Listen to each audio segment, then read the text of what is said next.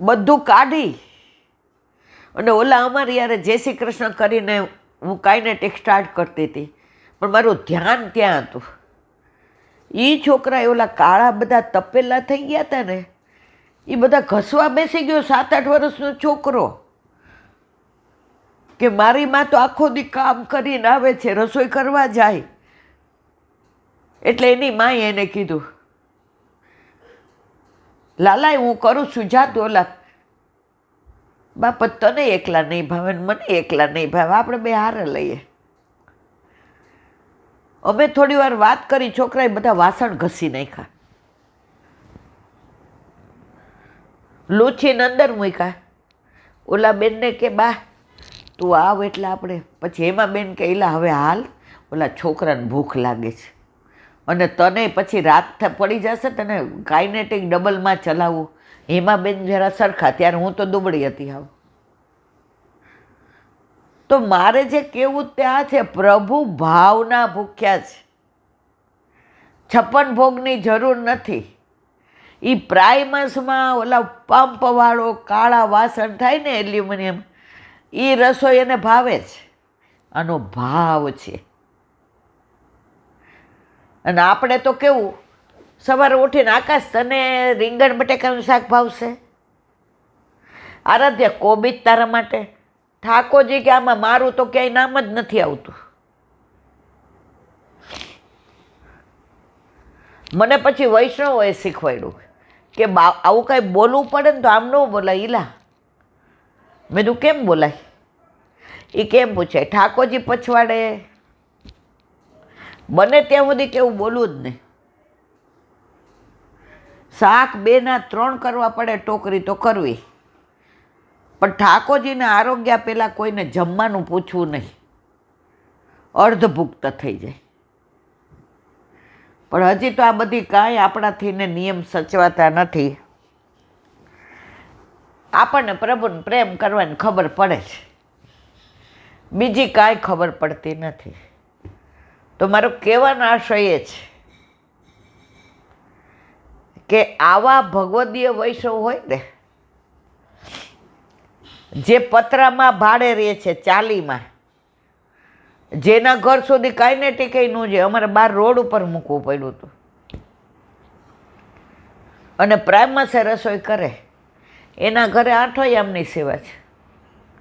અને જેના ઘરે 3 માળના મહેલ જેવા બંગલા છે, એના ઘરે 50 વર્ષે ઠાકોરજી બિરાજે. આપણે પૂછીએ ક્યાં સુધી ક્રમ છે? દૂધ મિશ્રી જો અમારાથી વધુ પહોંચાય જ નહીં.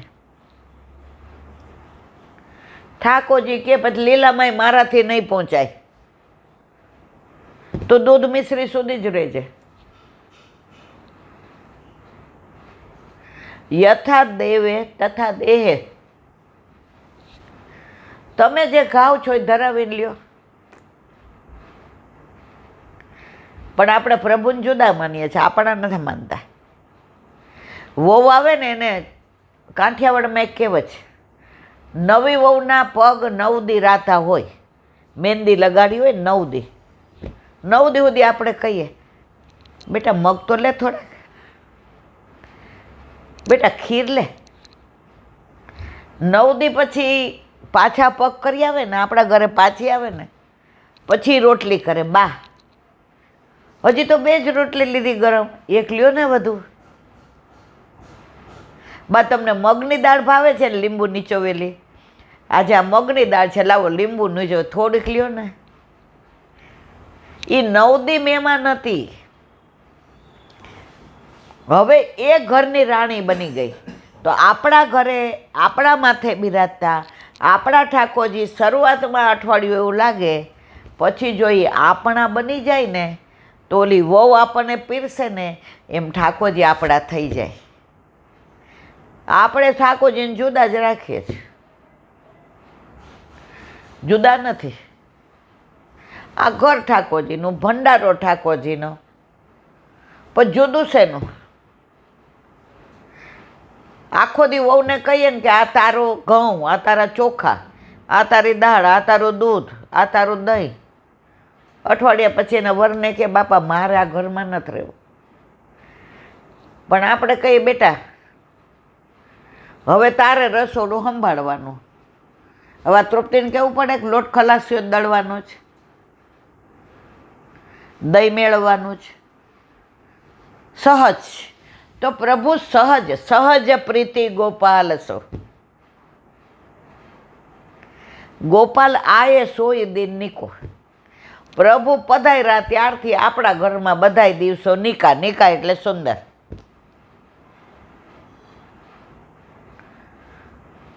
આજે તમારે બાયપાસ કર્યું હોય, ઘરે આવે, ઠાકોરજીને તો આપણે ભોગ ધરાવવાના જ છીએ, અને એ તમે મહાપ્રસાદ લ્યો તો તમને ઠાકોરજી કહેશે તાર ચિંતા કરવાની જરૂર નથી. ઘણા તો લગ્નની કંકોત્રી લખાય એટલે ઠાકોરજી કોકના ઘરે, ઠાકોરજી કે મૈરા આના ઘરે હારો પ્રસંગ આવે એની રાહ જોતો હતો, ઘર હારું ગોતી દીધું, વર હારો ગોતી દીધો, આપણને જ કાઢ્યા બહાર. આ વૃદ્ધાશ્રમ વધ્યા છે કેમ? 50-60 વર્ષ પહેલાં અમે તો આવા વૃદ્ધાશ્રમ જોયા નહોતા. અત્યારે તો ઉદ્ઘાટન કરવા જાય અને પાછા કહે આવી સારી પ્રવૃત્તિ તમે કરતા રહ્યો. આ સારી પ્રવૃત્તિ છે.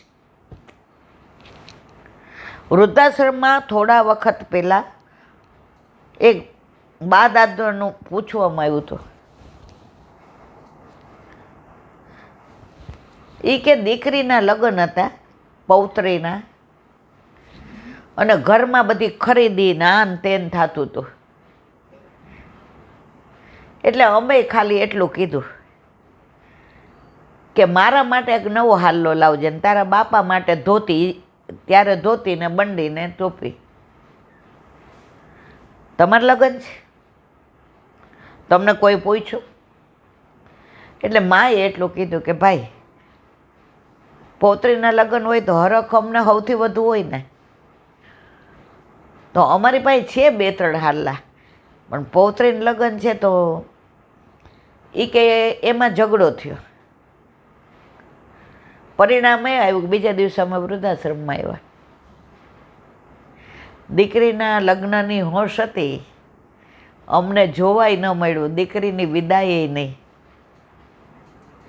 એમ આપણા ઘરે આપણા માથે બિરાજતા આપણા ઠાકોરજી આપણા ઘરે આવા રૂડા પ્રસંગ આવે ને એની રાહ જોતા હોય છે કે હવે મને નવા વસ્ત્ર, મારે નવા આભૂષણ, રોજ નવી સામગ્રી, હવે રોજ અહીંયા ગીત ગવાશે, એમાં મારું નામ આવશે.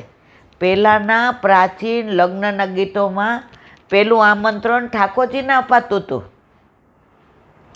કંકુ છાટી કંકો તરી મોકલી, એમાં લખિયા શ્રી ગોવર્ધનના નામ, પ્રભુ જીવેલા પધારજો.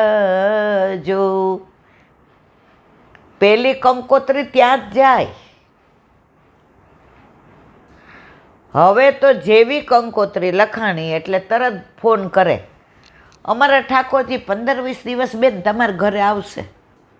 હું તો ના જ પાડું ચોખ્ખી, તમારા ઘર લગ્ન છે તો મારા ઘરે ઠાકોરજી નહીં. હવે ધીમે ધીમે લોકોનો ભાવ વધ્યો છે. ઓલા ઇલાક્ષીબેન યાદ છે તમને? 25 વર્ષ પહેલાં અબજોપતિ અમેરિકાથી અહીં લગ્ન કરવા આવ્યા હતા. હોટેલો ભાડે રાખીને, મોટેલો ભાડે રાખીને. હવે 10 દી પહેલાં મારા ઘરે આવ્યા. મને કહેલા બેન કામે આવી છે. મેં કાં? ત્યારે આકાશના લગ્ન નહોતા થયા. તમારે પહોંચાશે? એટલે એણે પહેલાં પૂર્વ ભૂમિકા તૈયાર કરી. મેં કીધું વાત શું છે? મને કે હવે અઠવાડિયું મારા ઠાકોરજી તમારા ઘર પધરાવે છે. મેં કીધું કેમ? મને કે દોડા દોડ ને બધા આવે ને જાય ને, અમારે 4 દિના તો ફંક્શન છે. ઇલાબેન હવે બને ત્યાં સુધી હું શાંત રહું, પણ છટકે પછી તો હું કોઈની નહીં. મેં તમારા દીકરીનું કેટલા વખતથી શોધતા હતા? મને કે 2-3 વર્ષથી. ઠાકોરજી કેટલા વખત છે જ ઘરે? મને કે 2 વર્ષથી. મને શોધી કોણે દીધું? તો કે ઠાકોરજીએ. કૃપા કોણે કરી? ઠાકોરજીએ. બધું એને બહાર કાઢવા તમને શરમ આવે જ જરાય? તમે સવારે 7 વાગે ઉઠતા હોય તો 5 વાગે ઉઠો. બધા ભોગ ભેગા ધરાવો એ કહેતો જ નથી, એ સાનુકૂળ છે, સાનુકૂળ છે. કરી લ્યો અનોસર. ઘરમાં ગીત ગવાય, ફટાણા ગવાય, કંકોત્રી લખાય. અરે ઠાકોરજી તો વ્રજમાં નાચતા હોય ગોપી, અમારા ઘરે પ્રસંગ છે ગોપી, અને એને બહાર કાઢવા છે. મને કે તો શું કરું? મેં તમે ક્યાંય પધરાવશો હોય તો મને નહીં ગમે. મને કે દોષ પડશે તો? મેં તો મારા તમારા ઠાકોરજીની સેવામાં કાંઈ દોષ પડે ને આ અઠવાડિયું એ મારા, અને આનંદ આવે એ તમારો. ત્યાં એની દીકરી આવી, ત્યારે મોબાઈલ નહોતા, સીધી ઉપર આવી, માસી જય શ્રી કૃષ્ણ. મેં તારી બાના ઠાકોરજી મારા ઘરે પધરાવે. એ કે હું સવારની ના પાડું છું. અને મેં તો ત્યાં સુધી કીધું ઈલા માસી કે હું મહિનો સાસરે જઈ આવું પછી હું ઠાકોરજી પધરાવી જઈશ, કારણ કે મારી મમ્મીને ભાર લાગે છે. આ એ છોકરીના શબ્દો. એની મા આંખમાંથી આંસુ. મા દીકરીની આંખ ખોલે, આ દીકરીએ મારી આંખ ખોલી. ઈલા બેન હવે ક્યાંય નથી પધરાવવા. અરે મારા વાલા, જે પ્રભુ રાહ જોવે છે તમારા ઘરે પ્રસંગની, અને સૌથી વધુ રાજી તો ઠાકોરજી હોય. એ બોલતો નથી એટલે મૂંગો એટલે પધરાવી દેવાના એમ. અમારા આકાશના લગ્ન હતા ને, એટલે અમારા ઇન્દુબા પ્રમુખ, ઓળખો તમે, મને કહેલા 4 દી પધરાવી જાજો. મેં મારા ઠાકોરજી હું ક્યાંય, મેં કીધું કેમ? તો મને કે તારે એકલા હાથે કરવાનું, કોઈ આગળ પાછળ છે નહીં, તારી મોટી વહુ તો અમેરિકા છે. મેં કીધું એટલે મારા ઠાકોર તમારા ઘરે? જરાય નહીં. મારા આકાશે તો ઘોડી આવી ને, ઘોડી મુકુંદ દાદા તો 6 વાગ્યામાં બોલાવી, બધા હોતા હતા. અમારા ઠાકોરજીને ભોગ આવી ગયા હતા. અનોસર કરીને પહેલાં અમારા ઠાકોરજી ઘોડી ઉપર બેઠા, નીચે કોઈ જાગ્યું જ નહોતું. હું, તમે, આકાશ અને મારા ઠાકોરજી. ઝાંપીજીમાં એટલે ઓલો ઘોડીવાળો દર્શન ન કરે ને, મારો આકાશ લઈને બેઠો, આંટો મરાવીને પાછો આવ્યો. મમ્મી હવે અનોસર કરી દો, હવે હું ઘોડી ઉપર બેસીશ. આ પુષ્ટિ માર્ગ છે. મારું કહેવાનો આશય એ છે, તમારા ઘરે તમારા માથે બિરાજતા તમારા ઠાકોરજી સાક્ષાત પુષ્ટિ પુરુષોત્તમ છે. એ બોલતા શું કામ નથી? તમે લૌકિક બોલ બોલ કરો એટલે નથી બોલતો, અલૌકિક બોલો જ જવાબ આપે. તમે એમ કહો મારા વાલા હવે આ નથી સહન થતું, કાંઈક તો આપે કરવું પડે. આ લૌકિક બોલો એ જવાબ દે? મારા વાલા હમણાં વરસથી ધંધામાં બહુ મંદી છે, નબળાઈ છે, કાંઈક કરું, શું જવાબ દે? પણ તમે એમ કહો મારા વાલા વેણું ધરી છે, મને ખબર છે આપ વેણું બજાવો છો, વેણું વગાડો છો, અમારું નામે લ્યો છે, પણ અમારા કર્ણ નથી ને, અમારા કાન કોડિયા છે એટલે સંભળાતું નથી. હવે આપ કૃપા કરો ને તો આ કોડિયા કાન નહીં કર્ણ બની જાય ને તો આપનો વેણું નાદ સંભળાય. આવી બધી વાતો કરો તો તમને કોક દી કાંઈક કહે. હરામ બરોબર કોઈ દી આવી કાંઈ વાતો કરતા હોય તો હું અહીંયા વાતો કરું ત્યાં કાંઈ નથી કરતી.